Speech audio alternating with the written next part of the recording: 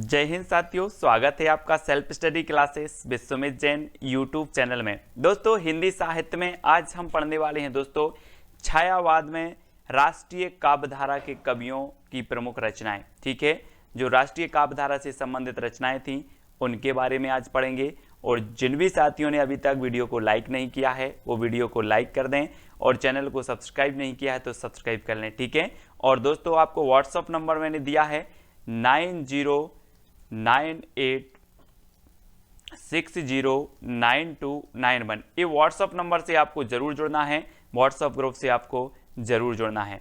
ठीक है, और साथ ही दोस्तों ज्वाइन बटन पर क्लिक करके आप ज्वाइन मेंबर बन सकते हैं। वहां पर 3 प्लान आपको मिलेंगे, सिल्वर, गोल्ड और डायमंड। तीनों प्लान में से एक प्लान आपको खरीदना होगा, है ना। एक प्लान का आपको पे करना होगा और आप चैनल के ज्वाइन मेंबर बन जाएंगे। ठीक है, तो ज्वाइन मेंबर जरूर बने और वीडियो को लाइक और शेयर अवश्य करें। ठीक है, तो स्टार्ट करेंगे दोस्तों आज का ये वीडियो। और आज का जो आपका पहला प्रश्न है कि कृष्णार्जुन युद्ध 1918 के रचनाकार कौन है। अब 2 सेकंड आपको दिए जाते हैं, 4 विकल्प आपके पास हैं दोस्तों। अब यहां पर एक रचना आई है कृष्णार्जुन युद्ध। अब दोस्तों एक बात कॉमन सेंस लगाना कि कृष्ण और अर्जुन का युद्ध क्यों हुआ होगा। क्यों हुआ होगा? माखन के चक्कर में। काय के चक्कर में? यहां पर देखो कृष्ण और अर्जुन का बोले सर, कृष्ण और अर्जुन का युद्ध हुआ था माखन के चक्कर में। तो कृष्ण अर्जुन युद्ध के रचनाकार कौन होंगे? माखन के चक्कर में हुआ तो माखनलाल चतुर्वेदी। ठीक है, माखन के चक्कर में माखनलाल चतुर्वेदी। इस प्रकार से याद करेंगे, बोले माखन के चक्कर में कृष्ण और अर्जुन का युद्ध हुआ। ठीक है, ये आपकी ट्रिक हो गई। नेक्स्ट है जय हिंद के रचनाकार कौन है दोस्तों। जी हाँ दोस्तों, जय हिंद रचना भी है, 1948 की है। अब आपको बताना इसके रचनाकार कौन है। तो ट्रिक है दोस्तों, सियाराम की शरण में जय हिंद लिखा। किसकी शरण में? यहां पर चित्र में देखो, सियाराम की शरण में जय हिंद लिखा। ठीक है, तो किसकी शरण में?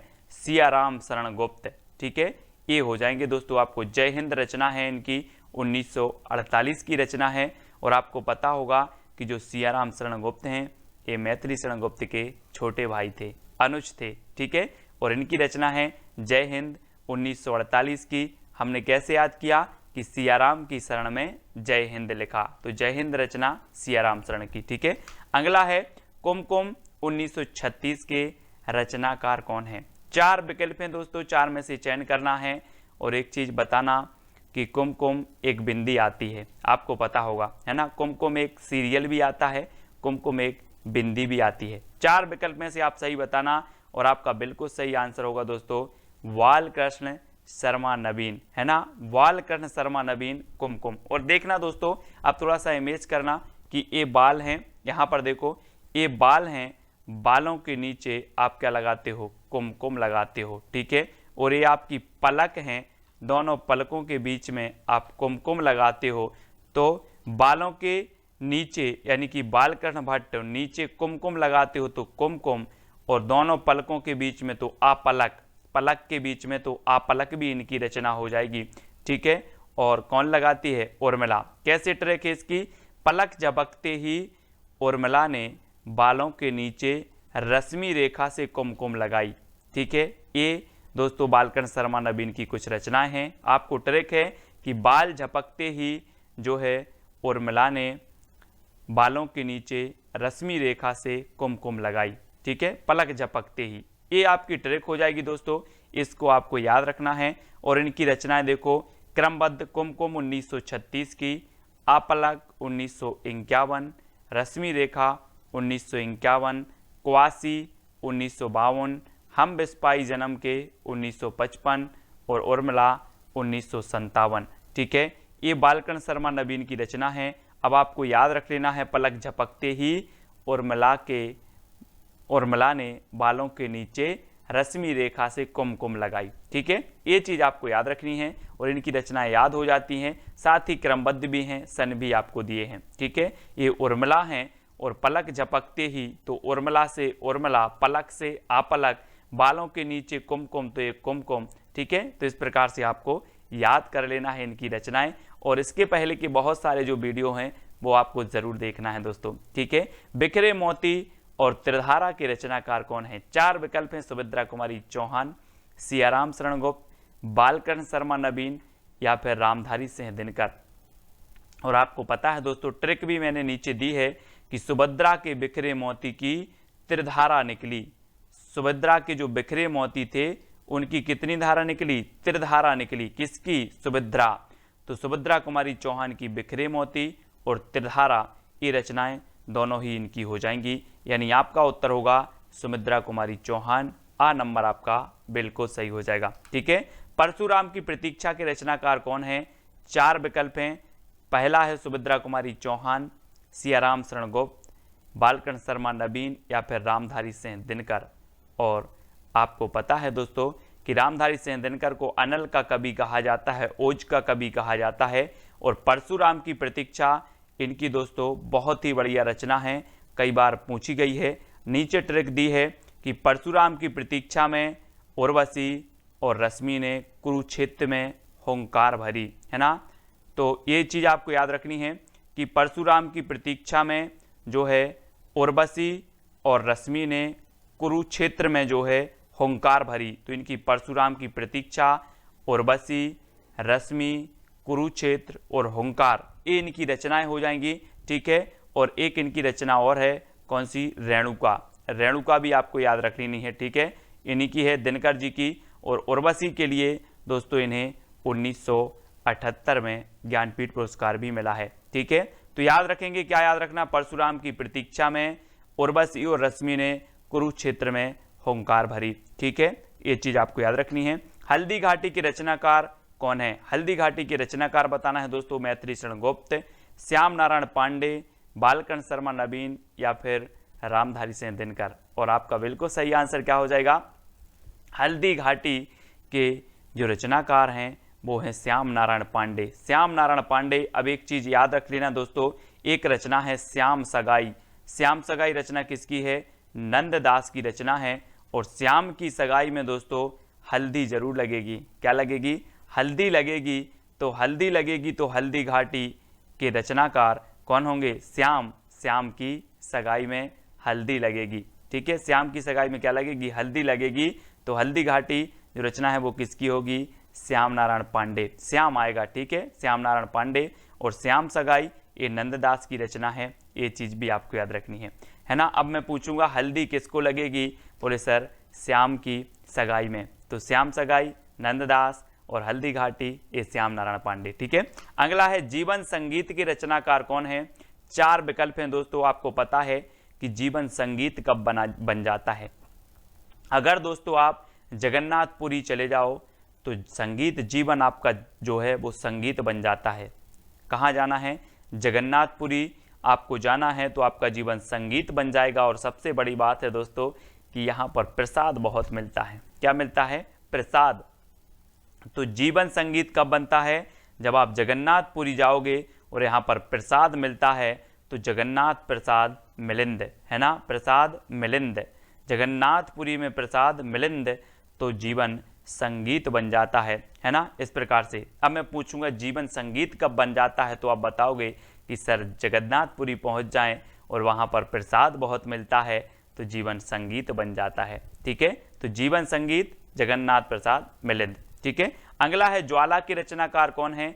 4 विकल्प हैं दोस्तों, मैथिली शरण गुप्त, श्याम नारायण पांडे, जगन्नाथ प्रसाद मिलिंद या फिर केदारनाथ मिश्र। प्रभात आपको पता होगा कि दोस्तों केदारनाथ में जब बाढ़ आई थी तो सभी लोगों ने वहाँ पर जितने लोगों की मृत्यु हुई थी, जितने लोग बह गए थे, कुछ लोग बेघर हो गए थे, है ना, उनके लिए श्रद्धांजलि के लिए क्या जलाई थी? ज्वाला जलाई थी। ज्वाला, है ना। ये देखो यहाँ पर ज्वाला जलाई थी, कहाँ के लिए? केदारनाथ के लिए। तो ज्वाला के रचनाकार कौन होंगे? केदारनाथ मिश्र। प्रभात, अब यहाँ अग्रवाल नहीं जोड़ना, सिंह नहीं जोड़ना, ये केदारनाथ मिश्र प्रभात हैं जिनकी रचना है ज्वाला। ठीक है। ये चीज आपको याद रखनी है। अगला है साहित्य देवता के रचनाकार कौन है? 4 विकल्प हैं और आपको पता है दोस्तों कि साहित्य देवता को आपको माखन देना पड़ेगा तभी ये सारी रचनाएं याद होंगी, है ना। बोले साहित्य देवता माखन खा लो लेकिन ये रचनाएं याद हो जाएं, है ना। अब सभी लोग माखन खवा देना साहित्य देवता को तो माखन खवा देना तो माखनलाल चतुर्वेदी, है ना, याद रख लेना। अब साहित्य देवता को प्रसन्न करना है तो माखन खवाना पड़ेगा, माखन, है ना। तो साहित्य देवता के रचनाकार माखन खवाना पड़ेगा तो माखनलाल चतुर्वेदी, 1942 की ये रचना है। अगला है मौर्य विजय के रचनाकार कौन है दोस्तों? 4 विकल्प हैं और आपने रामायण बहुत देखी है। मैथिली शरण गुप्त हैं, श्याम नारायण पांडे हैं, जगन्नाथ प्रसाद मिलिंद हैं, या फिर सियाराम शरण गुप्त हैं। और आपको पता होगा दोस्तों कि जब श्री राम विजय प्राप्त करके आए तो इन्हें मौर्य मुकुट लगाया गया। क्या लगाया गया? मौर्य मुकुट लगा गया। किसे? सियाराम को, श्री राम को, ठीक है। तो सियाराम शरण गुप्त की रचना होगी कौन सी? मौर्य विजय। बोले मौर्य विजय प्राप्त करे आए तो मौर्य मुकुट लगाए। देखो चित्र में मौर्य मुकुट लगाया गया, ये क्या करके आए थे? ये दोस्तों विजय प्राप्त करके आए थे। तो सियाराम शरण गुप्त की रचना होगी कौन सी? मौर्य विजय। इसको अब याद रखेंगे। अगला है कैदी और कोकिला के रचनाकार कौन है? मैथिली शरण गुप्त हैं, श्याम नारायण पांडे, या फिर जगन्नाथ प्रसाद मिलिंद, या माखनलाल चतुर्वेदी। तो आपको पता है दोस्तों कैदी और कोकिला को हमें क्या खिलाना है? माखन खिलाना है। बहुत ही प्रसिद्ध रचना हुई है दोस्तों ये माखनलाल चतुर्वेदी जी की, कैदी और कोकिला, है ना। और कैदी और कोकिला को हमें माखन खवा देना है तो माखनलाल चतुर्वेदी, ठीक है। माखनलाल चतुर्वेदी की रचना है कैदी और कोकिला, ठीक है। अगला है सभा का खेल के रचनाकार कौन है दोस्तों? सभा के खेल। और आपको पता है दोस्तों कि विभिन्न प्रकार की सभा होती है, लेकिन कई कई सभा में लोगों के भद्रा भी उतर जाते हैं। अपन बोलते ना सभा में आज उसके भद्रा उतर गए। तो सभा का खेल और सभा में भद्रा उतर जाते हैं तो सुभद्रा कुमारी चौहान। सभा का खेल के रचनाकार कौन होंगे? सुभद्रा कुमारी चौहान, है ना। बोले सर सभा में तो भद्रा उतर जाते हैं, तो सुभद्रा, भद्रा से सुभद्रा कुमारी चौहान, ठीक है। डी नंबर आपका बिल्कुल सही हो जाएगा। नेक्स्ट है नूरजहां के रचनाकार कौन है? मैथिली शरण गुप्त, श्याम नारायण पांडे, गुरु भक्त सिंह, या फिर सुभद्रा कुमारी चौहान। नूरजहां, और आपको पता है दोस्तों कि नूरजहां आदि के चक्कर में कौन नहीं पड़ते? वो नहीं पड़ते, कौन? गुरु भक्त। गुरु भक्त नूरजहां के पीछे नहीं पड़ते, चक्कर में नहीं पड़ते। कौन? गुरु भक्त लोग, इन्हें सिर्फ भक्ति से काम होता है, तो गुरु भक्त सिंह, ठीक है। नूरजहां के रचनाकार कौन होंगे? बोले सर नूरजहां के चक्कर में भक्त लोग नहीं पड़ते, गुरु भक्त नहीं पड़ते, तो गुरु भक्त सिंह, ठीक है। इस प्रकार से याद करेंगे और ये सिर्फ याद करने का माध्यम है, ठीक है। अगला है कुड़ाल के रचनाकार कौन है? मैथिली शरण गुप्त हैं, श्याम नारायण पांडे, सोहनलाल द्विवेदी, या फिर सुभद्रा कुमारी चौहान। और बहुत ही बढ़िया ये प्रश्न है दोस्तों, कुणाल के रचनाकार कौन है? सोहनलाल द्विवेदी, यानी कि आपका सही उत्तर होगा विकल्प नंबर सी, ठीक है, सोहनलाल द्विवेदी। अगला है आत्म बलिदान के रचनाकार कौन है?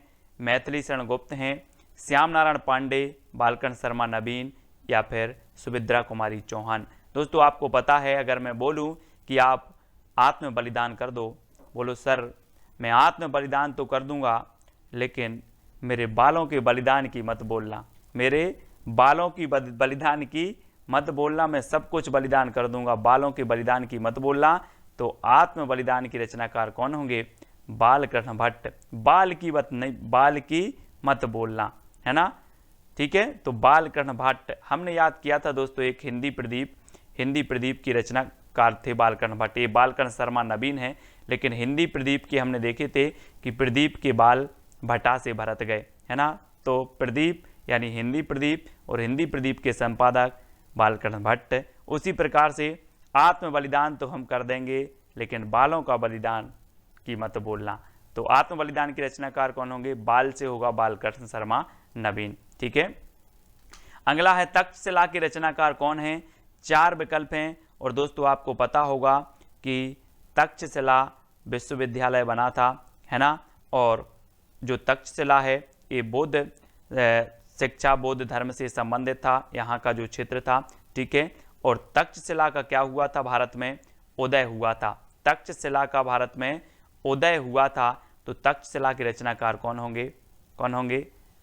तक्षशिला का उदय यानी कि उदय शंकर भट्ट, ठीक है। उदय शंकर भट्ट, अमृत और विष इनकी एक रचना हमने पढ़ी थी, है ना। अमृत और विष अमृतलाल लांगर की भी है, अमृत और विष उदय शंकर भट्ट की भी है ना। तक्षशिला का उदय ये उदय शंकर भट्ट की रचना है तक्षशिला। अब कैसे याद रखोगे? बोले सर तक्षशिला का उदय, तक्षशिला से तक्षशिला रचना, उदय से उदय शंकर भट्ट इसके रचनाकार। अमीर इरादे गरीब इरादे की रचनाकार कौन है? दोस्तों आपको बताना है, और बहुत ही बढ़िया रचना है। तो आपको पता है कि चाहे अमीर हो चाहे गरीब हो, सबके इरादे माखन खाने के रहते हैं। बोले आज माखन मिल जाता। अमीर हो या गरीब हो, सबके इरादे काय के रहते हैं? माखन खाने के रहते हैं। तो गरीब में अमीर इरादे और गरीब इरादे के रचनाकार कौन है? माखनलाल चतुर्वेदी, यानी कि डी नंबर आपका बिल्कुल सही हो जाएगा। ठीक है, अगला है झांसी की रानी कविता के रचनाकार कौन है?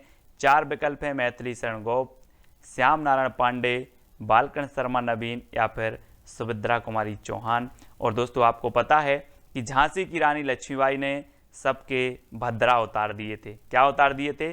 भद्रा। और हम पढ़ते आए हैं कि खूब लड़ी मर्दानी वह तो झांसी वाली रानी थी, है ना, पढ़ा है आप लोगों ने। तो झांसी की रानी कविता, झांसी की रानी ने भद्रा उतार दिए थे, तो सुभद्रा कुमारी चौहान। ठीक है, अगला हेमकिरीटनी हेमतरंगिणी की रचनाकार कौन है? दोस्तों आपको पता है हेमतरंगिणी के लिए साहित्य अकादमी पुरस्कार मिला 1955 में, है ना, सबसे पहले। और ये रचना किसकी है? और आपको पता है दोस्तों, हिम जैसे जम जाता है क्या? माखन। माखन भी हिम जैसे जम जाता है। तो याद रख लेना, क्या जम जाता है? माखन। काय के जैसे? हिम जैसे। तो हेमतरंगिणी और हेमकरटनी माखन जैसे जम जाते हैं, तो माखनलाल चतुर्वेदी, यानी कि डी नंबर आपका बिल्कुल सही होगा। और 1942 की रचना, 1949 की और 1955 में इसे साहित्य अकादमी पुरस्कार मिला हेमतरंगिणी के लिए, सबसे पहले हिंदी में। ठीक है, अगला है पाथेय के रचनाकार कौन है? 4 विकल्प हैं दोस्तों। और आपको पता है कि दोस्तों सिया राम को जब क्या हुआ, वनवास हुआ, तो इनके बहुत सारे पाथेय बने, है ना। आपने नाम सुना होगा, बोले केवट के भाग्य खुल गए, केवट भी पाथेय बना। ऐसे अनेकों ऋषि मुनि थे जो सिया राम के पाथेय बने। कौन के? सिया राम के पाथेय बने। तो पाथेय के रचनाकार कौन होंगे? सियाराम शरण गुप्त, सियाराम शरण गुप्त। ठीक है, तो सियाराम के पाथेय इस प्रकार से आपको याद रख लेना। बोले सियाराम के बहुत सारे पाथेय बने और 1934 की ये रचना है। बहुत सारी रचनाओं को हमने याद किया दोस्तों। इससे पहले भी मैंने कई रचनाओं को याद करवा दिया आपको। भक्ति काल, है ना, रीति काल, आदि काल, आधुनिक काल के द्विवेदी योग, है ना, भारतेंदु योग, छायावादी योग, और छायावादी युग में राष्ट्रीय काव्यधारा, राष्ट्रीय चेतना के कवि, उनको भी करवा दिया। और सारी की सारी जो हिंदी साहित्य का लगातार प्रयास है ये चल रहा है। साहित्य अकादमी से पुरस्कृत रचनाओं को याद करवाया, ज्ञानपीठ पुरस्कृत रचनाओं को भी करवा दिया दोस्तों।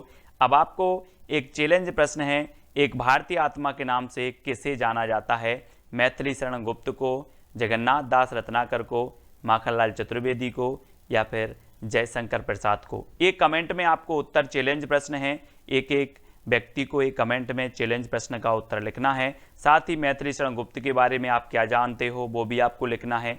जगन्नाथ दास रत्नाकर के बारे में क्या जानते हो वो भी लिखना है। माखनलाल चतुर्वेदी के बारे में क्या जानते हो और जयशंकर प्रसाद के बारे में क्या जानते हो। आप जितना ज़्यादा लिखते हैं उतना ज़्यादा आपको याद हो जाता है। तो लिखा करें और वीडियो को लाइक करना है।